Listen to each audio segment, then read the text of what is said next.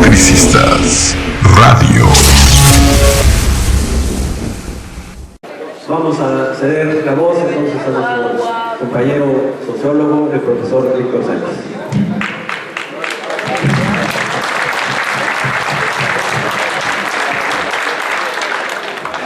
Muchas gracias. He de comentarles que de verdad en las condiciones que se han encontrado los últimos 7 años, el tema de la historia, de la consideración de que el Sindicato Mexicano de Electricistas tiene una trayectoria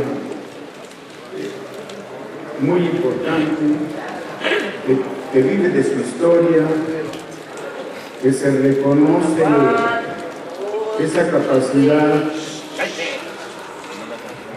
porque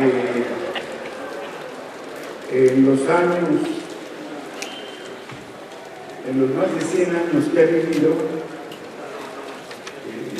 le ha permitido justamente desenvolverse y encontrar soluciones a los problemas que han tenido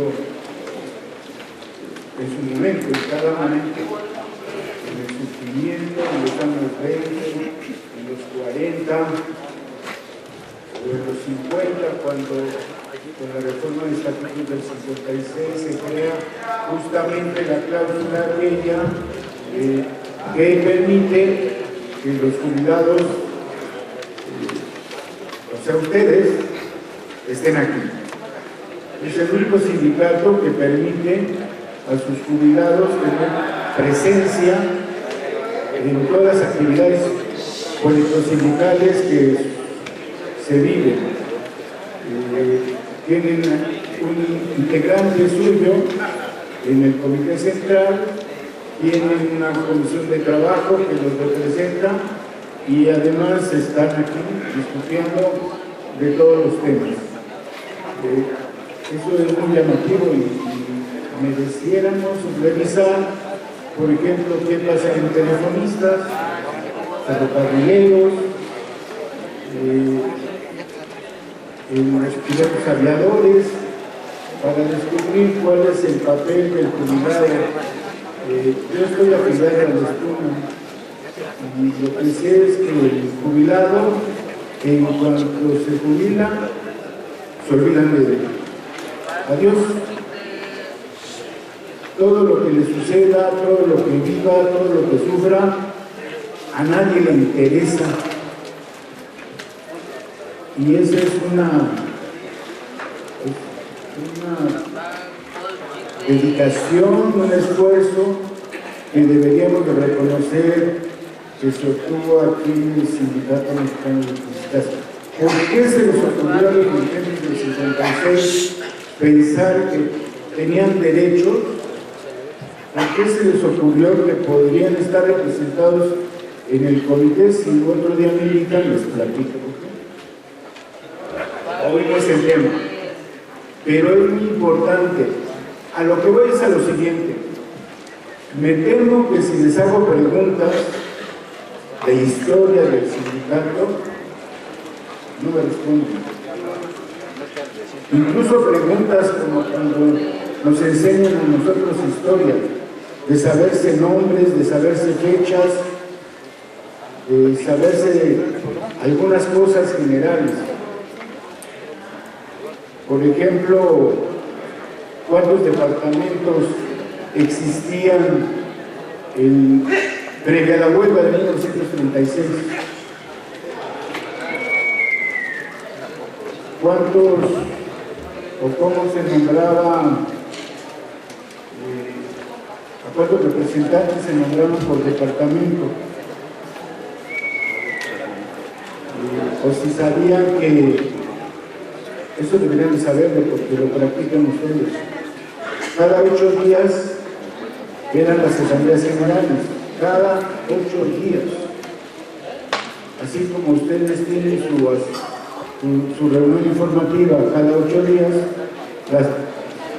asambleas de 1935, 34, 36 se realizaban cada 8 días. Y bueno, si quieren podríamos decir que duraban 2 horas. En realidad duraban lo que tenían que durar, según el tema. Entonces eran cada 8 días y además, si era necesario, se hacían asambleas extraordinarias. Por ejemplo, para la preparación del contrato colectivo se realizaron 20 asambleas locales ordinarias en la división del Distrito Federal. En Colombia 9, que era donde estaba el sindicato, el edificio sindical. Para esa fecha hubo 3 prórrogas para no estallar la huelga. El vencimiento del contrato colectivo era el 1 de mayo, o sea, el último día de abril y el primer día del mes de mayo. En esa fecha vencía el contrato colectivo de trabajo. Y en el ánimo de llegar a una negociación, el sindicato prorrogó 3 veces para no estallar la huelga porque le interesaba esa revisión del contrato colectivo. Hubo 3 asambleas extraordinarias y en el ánimo de que asistiera la mayor cantidad de trabajadores se realizaban en otro local. Le pedían prestado al mercado Abelardo Rodríguez, que quizá conozcan mucho, en la esquina de Venezuela y calle del Carril. Arriba, creo que la entrada está propiamente, a la entrada hay escaleras, todavía, creo que lo usan como teatro. Durante mucho tiempo lo han usado como área cultural, pero ahí pedía el comité para poder realizar las asambleas extraordinarias, que por ejemplo una fue declarar ya perentoriamente un pliego, unas demandas, de tal manera que si esas no se cumplían se estallaba la huelga. Ahí se autorizó a estallar la huelga en julio. Se autorizó el 29 de junio a estallar la huelga. Entonces, sería interesante poderles preguntar a ustedes si saben que el SME promovió una cosa que se llamó el Comité Nacional de Defensa Proletaria un año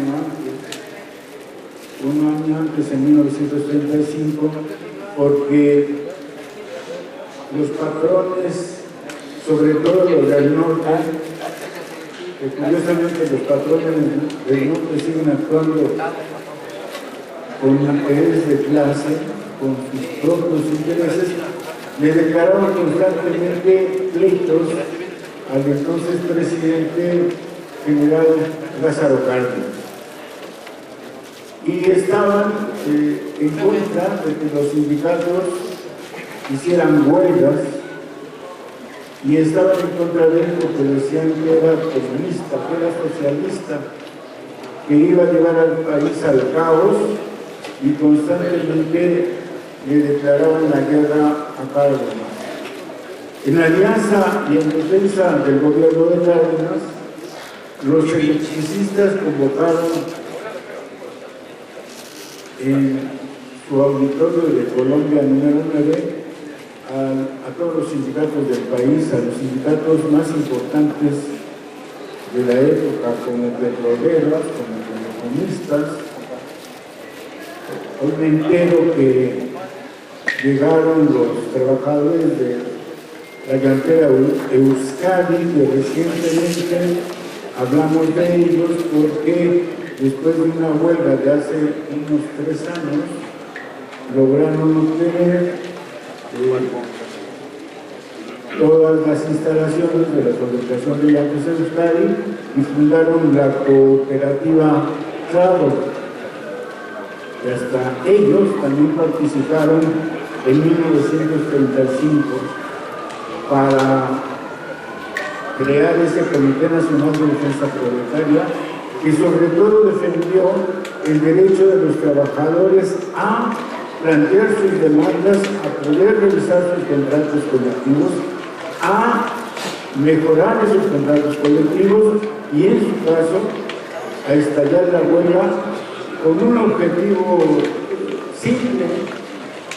Llama la atención que el objetivo de la huelga siempre ha sido un objetivo simple: sentar al patrón a negociar, a que entienda que los trabajadores tienen derechos que se pueden cumplir siempre y cuando se pueda negociar. Y negociar significa no ir del todo por el todo.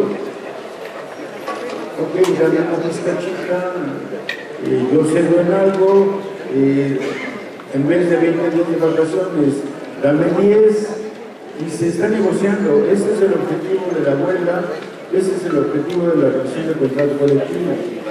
Y se olvida en muchas ocasiones. El país en esos tiempos estaba muy agitado precisamente por los conflictos con los patrones que no dejaban que sus obreros les demandaran mejoras en salarios, en jornadas, en producción, mejoras en... No sé si sabían, pero antes el obrero tenía que llevar sus herramientas, su martillo, su llave inglesa, si necesitaba su casco. Bueno, hoy estamos regresando a esas situaciones donde luego los trabajadores tienen que comprar sus botas o sus uniformes para trabajar, porque los patrones ya están desechando ese tipo de prestaciones muy elementales para los obreros que son necesarias en el desempeño de su trabajo. Bueno, decía yo que les escucho en los discursos hablar siempre de la historia, de la trayectoria, incluso afirman categóricamente nuestro glorioso Sindicato Mexicano de Electricistas.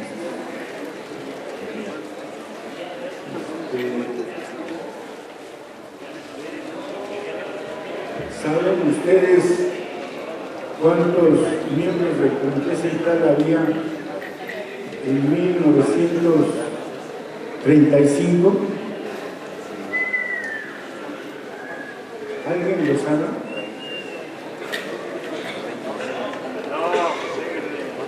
¿Cuántos eran del Comité Central? ¿Cómo estaba compuesto el Comité Central? Por eso tienen que estudiar. Estos son los estatutos del 35. Sería muy interesante, deben estar en la biblioteca, pero sería muy interesante tener una reunión para discutir esto, para que lo estudien, y si quieren entre ustedes mismos comentar lo que está haciendo. Eran 9 integrantes del Comité Central, 2 prosecretarías y 7 secretarías. Eran 3 los de la Comisión Autónoma de Hacienda y 3 de la Comisión Autónoma de Justicia. En ambos casos, 2 eran electos y 1 de ellos nombrados por el Comité Central. ¿Saben ustedes cómo era la rotación en estos años? Las células de rotación. Dice aquí, y eso pasaba, que a todos los representantes departamentales se les entregaba la convocatoria a elecciones, se les entregaban las planillas registradas, se les entregaba su cédula de votación en el mes de noviembre, a inicios de noviembre, es decir, no llegaban a ustedes al salón de actos a votar. Ustedes, desde inicios de noviembre, tenían su cédula de votación en su mano, porque los representantes se las habían llevado. Estaba permitido que ustedes mismos le entregaran su voto, es decir, su cédula de votación, al representante, que nada más eran dos, por cierto, un propietario en cada departamento y un suplente.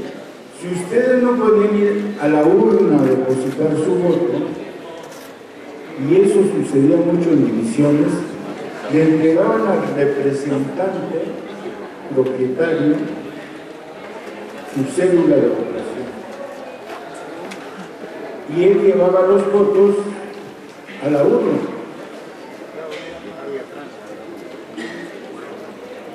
¿Se imaginan lo que pensaríamos ahora de que eso sucediera?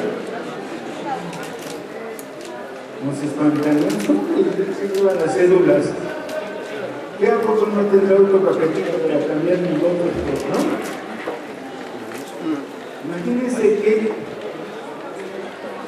no sé cómo llamarle, palabra de honor a lo que ustedes decidieron.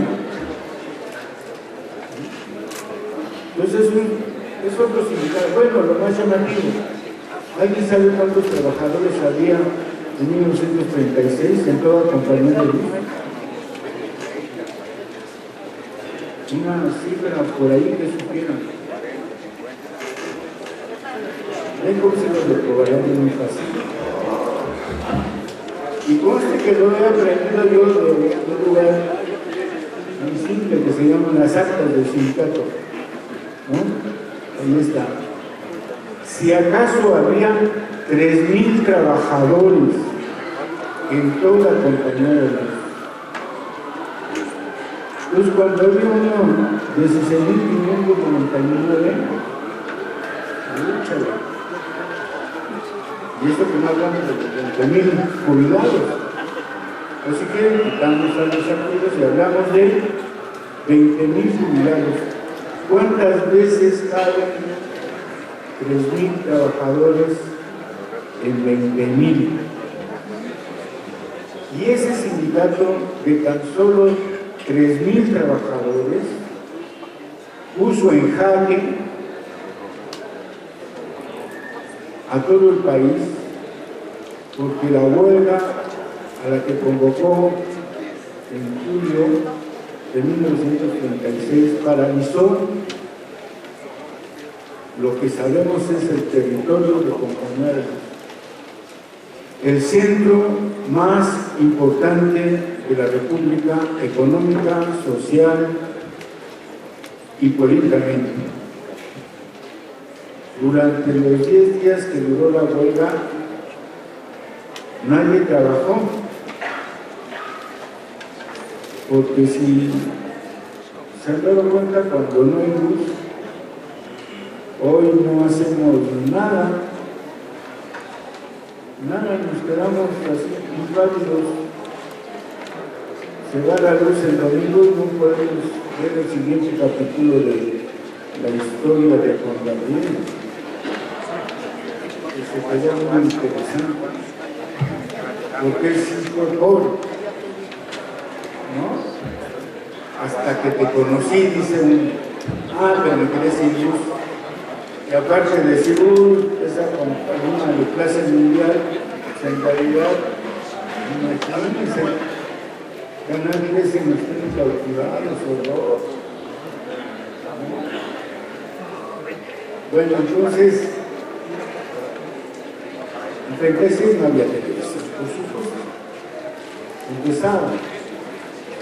No había propiamente radio, era lo que predominaba, pero igual se quedó uno sin escuchar la radio, las noticias, los sucesos más importantes.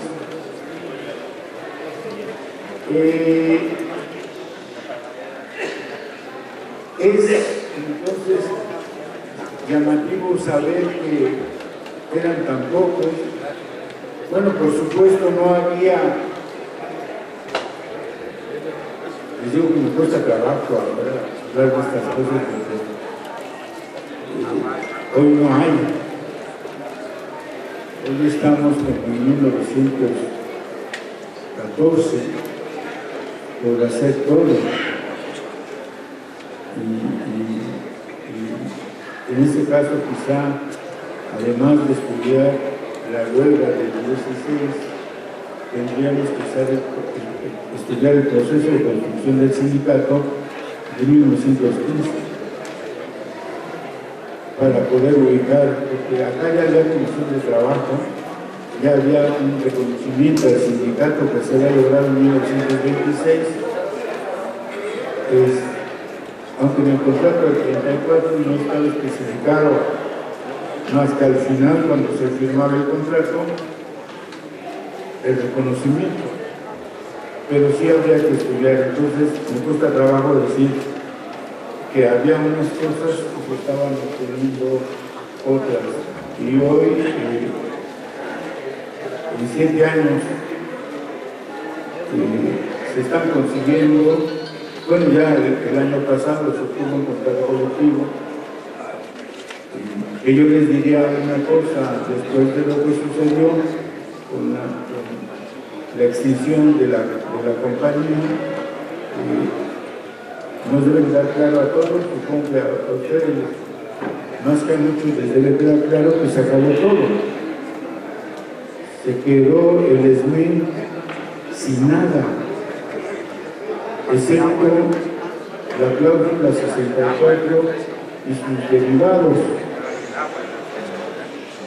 Yo creo que lo que nunca pensaron los legisladores del 56, en que esa cosa que hicieron de darle vida política a ustedes, a los jubilados, iba a permitir que en 2009 esa sola cosa, que los jubilados existieran como parte del sindicato y que tuvieran el derecho elemental de jubilarse, esa sola cosa, la cláusula 64 y ser miembros del sindicato va a permitir que el SME exista. Si no fuera por ustedes y su cláusula, si no fuera porque tienen esta representación, hasta Magalino, ¿no? Que anda malito como yo, bueno, espero que esté bien y se recupere pronto, pero de no ser por eso, el 2009 hubiera realmente acabado con el sindicato. Entonces, lo que pasó en 56 permite la existencia en el 2009. Bueno, esto también tendría un discutible. En esos años se votaba, como les digo, en octubre había un mes para registrar, todo el mes de octubre, planillas, candidatos, ya registrados, se hacían las elecciones y en diciembre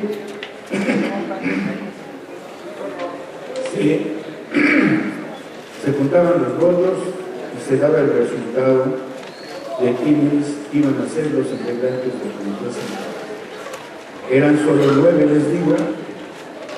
Por ejemplo, para las elecciones de 1935 hubo 2 planillas. Durante un rato, mientras yo investigaba quiénes eran los integrantes de la planilla y qué cargos tenían, no había visto que tuvieran nombre las planillas, entonces nada más era la 1 y la 2. Solo descubrí. Casi al final de revisar el acta descubro que una se llamó la planilla roja y la otra la planilla radical. Y los contendientes a la Secretaría General era, por un lado, Juan José Rivera Rojas, de la planilla roja, y ustedes saben quién era el candidato a la general de la planilla radical.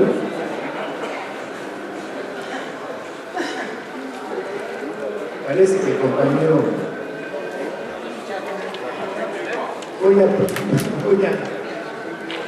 espero que haya leído el libro de actas, y si no, ya me leyó. Está bien, lo agradezco. Juan José Rivera Rojas era el otro candidato. Breñalvídez contra Juan José Rivera Rojas. Por supuesto ganó Breñalvídez. Y aparece también por primera vez en muchos años que un día deberíamos de hacer una reunión dedicada a las mujeres. Por primera vez apareció de candidata en la planilla, no sé si se dice candidato, de candidata a la Secretaría de Actas y Acuerdos, Ana María Siliceo, en la planilla de Breñalvídez, y por supuesto quedó como secretaria de Actas y Acuerdos. Y entonces llega uno gratamente a la solución de que todas las actas que uno va leyendo de 1936 están redactadas de puño y letra de la mano de Ana María Siliceo.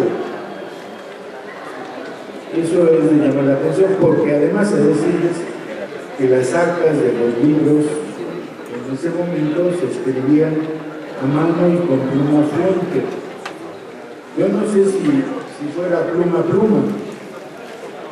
porque durante mucho tiempo se escribía con pluma. Seguramente ya era una especie de bolígrafo con puntilla, que le llamamos, y están escritas así.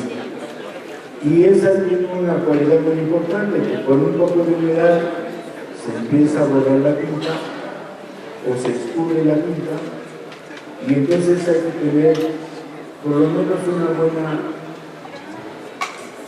mano. Escribía muy bien, por cierto, la dama, que no se hay signos de ella más que su nombre, y a través de la pluma, de lo que escribe, es donde yo les puedo contar estos sucesos, ¿no? El 18 de febrero de 1936, bueno, en cuanto a la organización, que comparativamente no se parece en nada a nuestra organización de los años posteriores. El 18 de febrero de 1936, el duelo de los sucesos generales que pasaron fue que se convocó el Comité Nacional de Defensa Proletaria a definir en una asamblea del proletariado la creación de una nueva central de trabajadores. O digo provocando la nueva central de trabajadores, esa nueva central de trabajadores, que durante quizás 3 años fue maravillosa, se llama la CTM. Que de verdad, como dice su nombre, hay que tenerlo, la CTM, ¿no? Vaya que se detiene, la Confederación Nacional de Trabajadores de México, que en su momento estuvo dirigida por Vicente del Valle y por alguna decisión inexplicable, la Asamblea del ESME dedicada a definir la participación del sindicato de la CTM, se aprobó que ningún miembro del ESME aceptara cargo. Y por culpa de esa decisión, yo digo que fue un error. Peñalvídez no fue el brazo derecho de la central, porque bien pudo haberla dirigido Vicente Lombardo y Francisco Peñalvídez. Al no aceptar Francisco Peñalvídez ser candidato a la Secretaría de Organización, en la Asamblea del 18 de febrero de 1936, realizada en la Arena Coliseo de esta capital, se armó un alboroto, un buen grupo se empezó a oponer, hubo una discusión, se quería colocar al Ratón Velasco, un dirigente pequeñito, que ahora la gente entero, chiquito, que por eso le decían el Ratón, dirigente comunista de aquellos años, la CECOSE en ese momento, iba a ser el secretario de organización, pero un grupo opositor no aceptó que fuera él, se vuelve al gran escándalo de la Arena Coliseo, se vuelve a negociar y finalmente queda en la Secretaría de Organización un dirigente muy joven que venía de Toluca. Se me hace que haber vivido cerca del apartamento, porque de ahí vienen todos los malos. Lechero llamado Fidel Velázquez, ¿no? Fidel Velázquez en 2 años se encargó de echar a perder a la CTM. Bueno, algo de culpa de tener tenido también Vicente Lombardo, pero hay que contar la historia echándole la culpa siempre a los 5 lobitos, al grupo al que pertenecía Fidel Velázquez. Pero la decisión que resulta es porque en la asamblea previa a la constitución de la CTM, el sindicato ordenó que ningún dirigente fuera miembro del comité de la CTM. Y fueron como delegados a la fundación de la CTM, Francisco Peñalvídez, Manuel Paulí, Guillermo Peña, Julio Vargas, Agustín Salvat, Luis Espinosa Casanova y Juan José Rivera. Estos fueron los delegados del ESME a la fundación de la CTM, y aunque encabezaba a Francisco Peñalvídez, bien pudo haber sido cualquiera de ellos. Mucho me temo que si hubiera quedado con José Rivera Rojas, le hubiera pasado lo mismo. Porque parece que con José Rivera tenía los mismos gustos de Fidel Velázquez por el dinero, las artimañas y este gusto que se tiene por evitar las discusiones democráticas. Esto lo digo por lo que pasó en los años 50.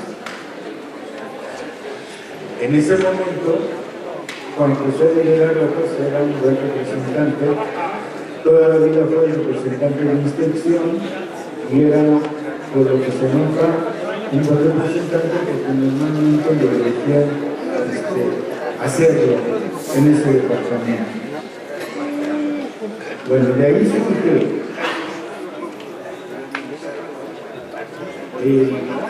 la CTM. Con esa organización de poquitos electricistas y por lo que se ve con la importancia que les daba su presencia, su capacidad política, su claridad en lo que podía hacer. Desde el 8 de febrero se empezó a discutir de las asambleas de cada 8 días, que venía ya a la emisión del contrato colectivo.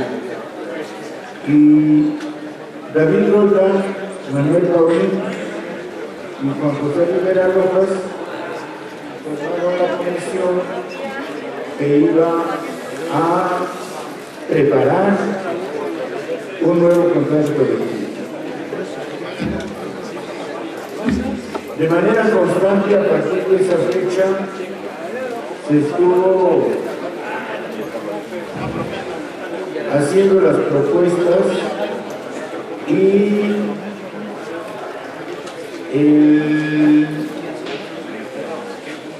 en marzo, a propuesta del secretario general,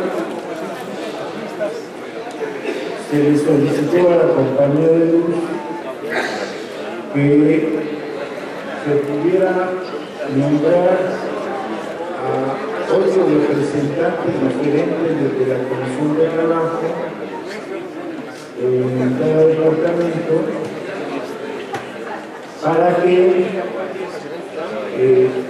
mientras durase la propuesta de revisión del contrato colectivo tuvieran un permiso con goce de salario y poder elaborar y defender, en su caso después, el contrato colectivo de trabajo.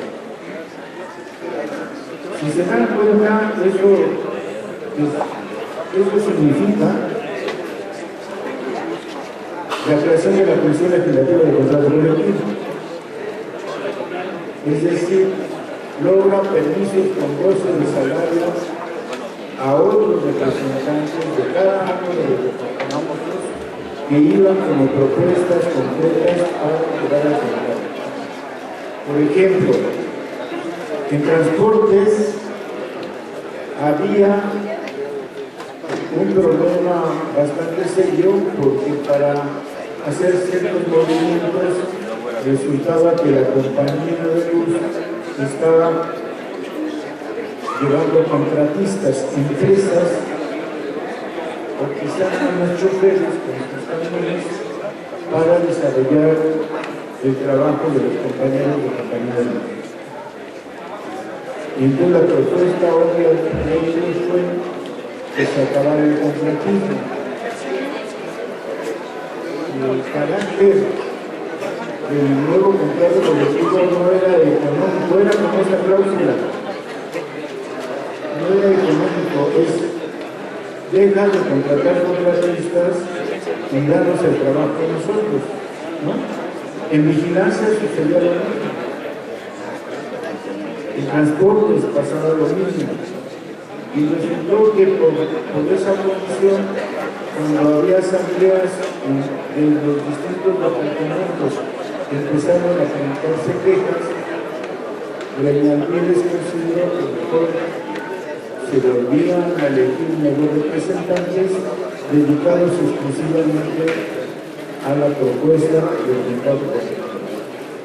Y con goce de salario eso, por supuesto, recuerdan cómo funcionaba la Comisión Legislativa de Contratos, con representantes y con permisos para ir a preparar el contrato colectivo. Entonces resulta que la Comisión Legislativa también nace en esa revisión de 1915. Y yo les iba a preguntar si sabían cuál era la diferencia fundamental del contrato colectivo de 36. Es esta, fijarse más por ciertos derechos, por ejemplo, en ninguna innovación de máquinas, herramientas, tecnología o formas de organización del trabajo provocará despidos. No puede introducir una maquinaria moderna que pudiera desplazar a compañeros de trabajo, se les iba a despedir. Entonces necesariamente se iba a marcar que se les buscara colocación en otros departamentos. Y eso, en términos concretos, no es tan costoso como se puede imaginar la petición de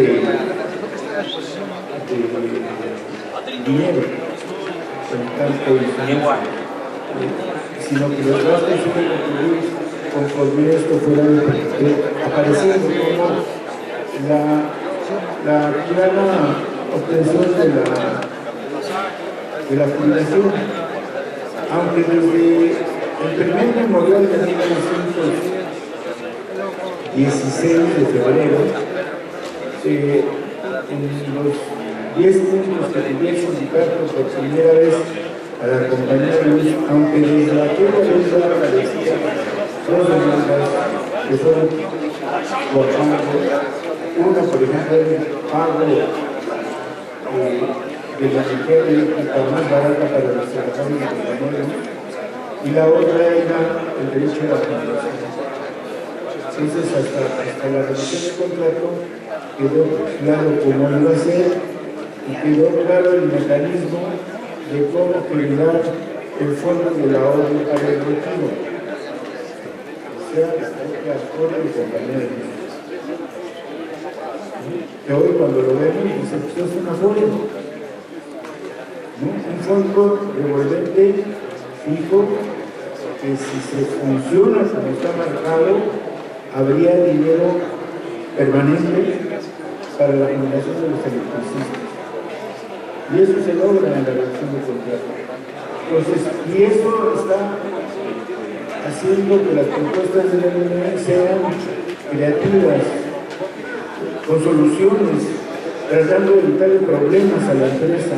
Entonces, vamos a generar un fondo que permita que las jubilaciones a la larga no cuesten. Y eso habla de una capacidad de negociación. Cuando hablan del pasivo laboral, yo les diría que en realidad el término es para demostrar, para braviar, para insultar a los jubilados. El pasivo laboral ya no sirve. Ya es pasivo, ya dicen que se muera, ya eso es costoso. Y se les olvida que hay, como ellos mismos han encontrado una solución a cómo resolver el problema de la jubilación, además que les encanta especular y apropiarse de las ganancias y por eso no se logra. Creo que no se acabar nunca. Y no he entrado todavía al detalle más que rodeándolo, ¿no?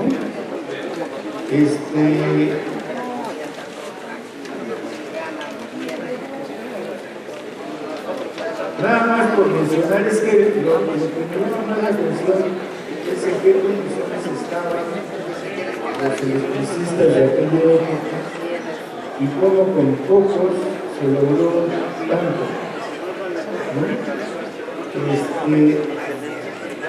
No había, como en su momento hubo más de 70 departamentos en ese tiempo. Incluso, por ejemplo, estaba a discusión crear los departamentos, uno que se llamaba Edificios y Productos de Concreto, otro que se llamaba Lecturas Cobranzas, otro que se llamaba Tabuladoras. En 1935 no existían esos 3 departamentos y estaban discutiéndose con la empresa para crearlos. En ese sentido, había 32 departamentos y secciones donde se incluyeron a estos 3 convenciones. Se nombraron 17 representantes para discutir el contrato colectivo, 11 de las divisiones foráneas. Existía un departamento que no sé si algunos lo conocen, se llamaba Ixtapantongo. Ixtapantongo, ¿usted lo conoce, no? Ixtapantongo. Hoy más conocido como el Valle de Bravo. Y bueno, si ustedes han ido y lo saben, y han ido a Valle de Bravo, seguramente reconocen que es la presa, el agua artificial que se crea para que se genere electricidad. Entonces, Ixtapantongo era parte de las divisiones en ese momento. Ixtapantongo, por cierto,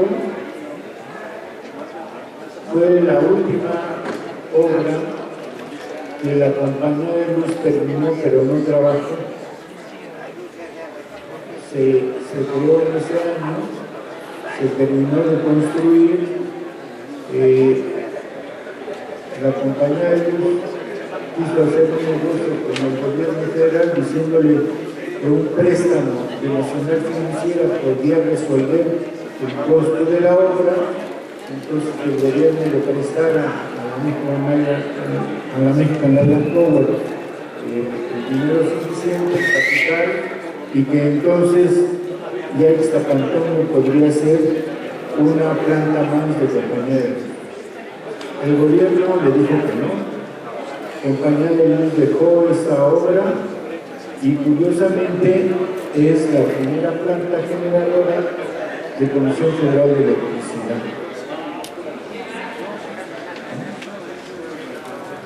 En total fueron entonces 43 departamentos, 28 representantes, o sea, legisladores del contrato colectivo, con la idea de crear un contrato colectivo donde se resolvieran cosas no económicas. Por ejemplo, lograr que a los trabajadores de obra determinada se les pagara lo mismo.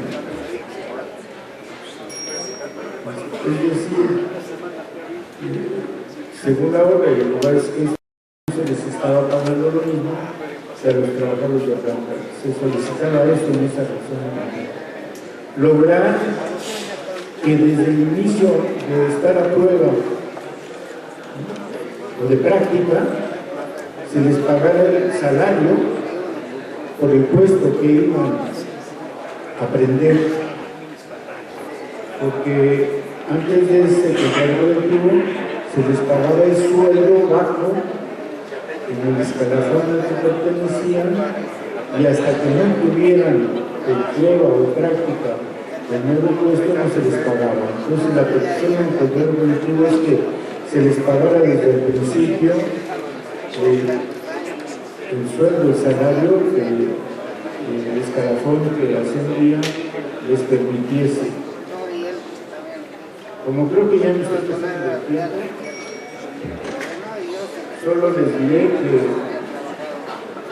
la preparación de la huelga consistió en también pidieron más vacaciones, porque había solo los que la ley federal del trabajo marcaba 5 días de vacaciones. Bueno,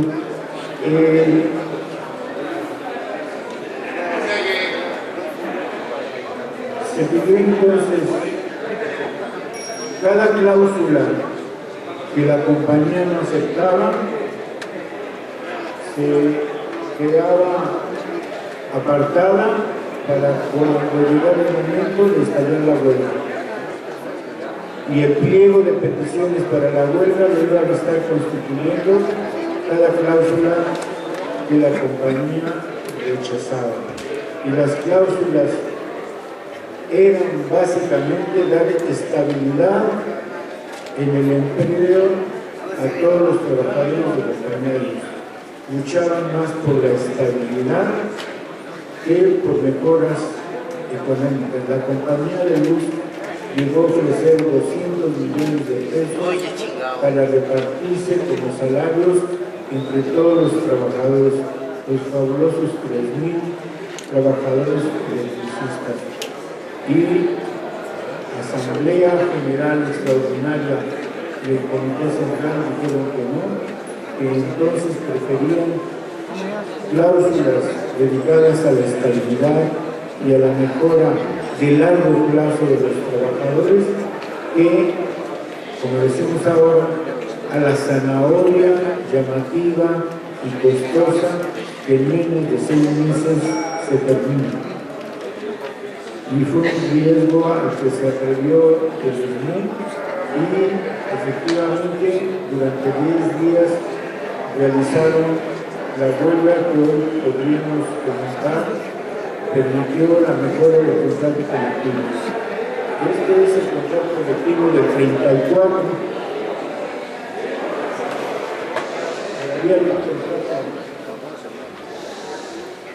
Digo, si nos comparamos el tamaño, ¿no? Pues sí, ya las saqué bien. Luego me pongo de acuerdo con el Pepe de la Cruz. ¿Sí? Bueno, no se vale comparar esto así, nunca, jamás.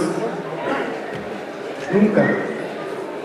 Yo les diría, si quieren comparar hoy la condición del SME,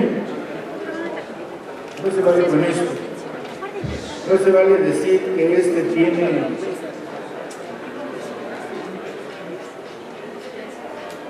81 cláusulas y 6 transitorias. O no se vale decir que lo firmó Luis Espinosa Casanova, bueno, no, Peñalvides, es de la firma del 34.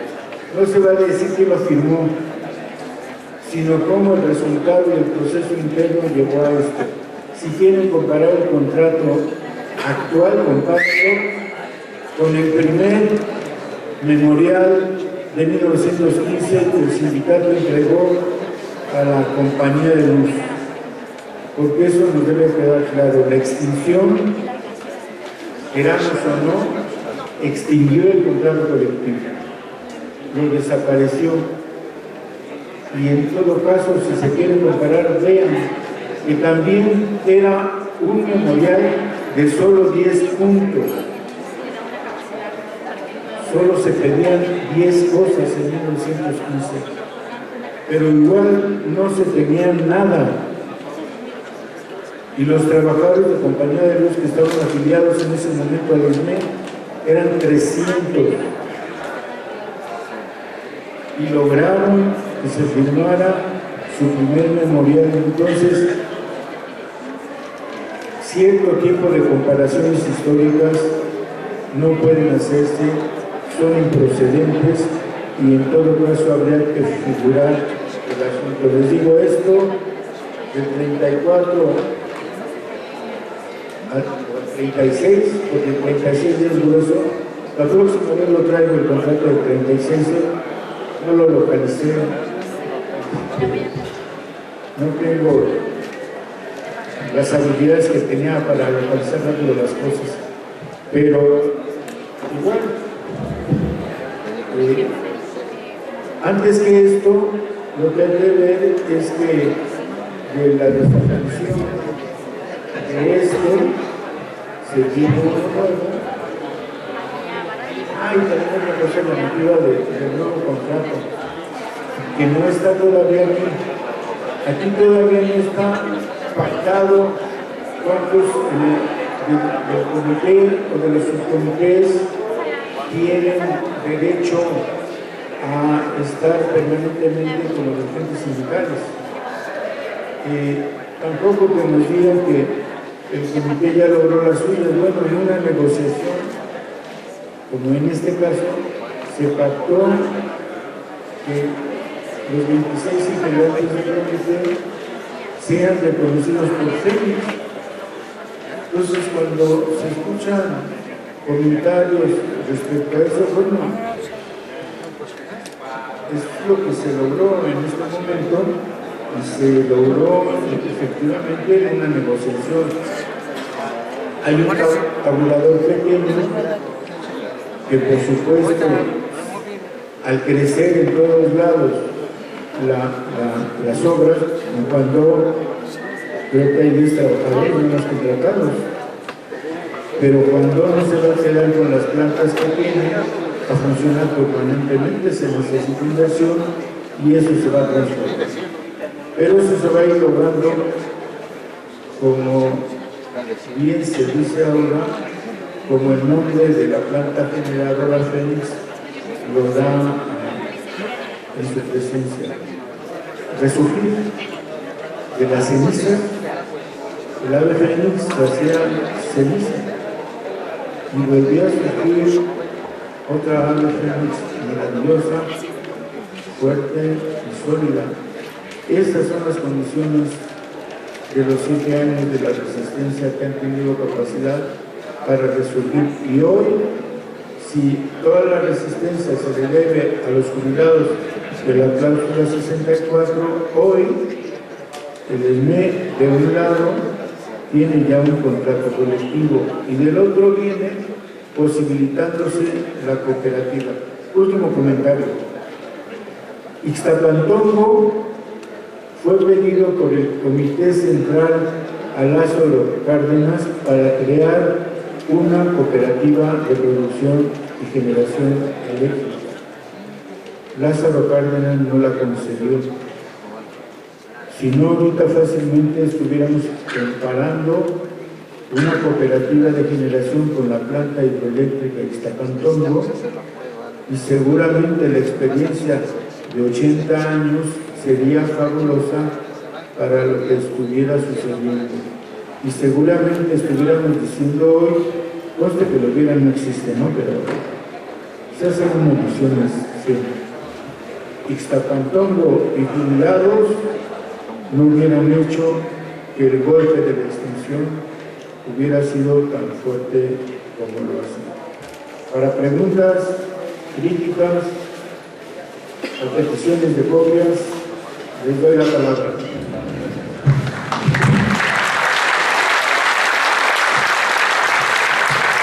Gracias a nuestro camarada Víctor Sánchez.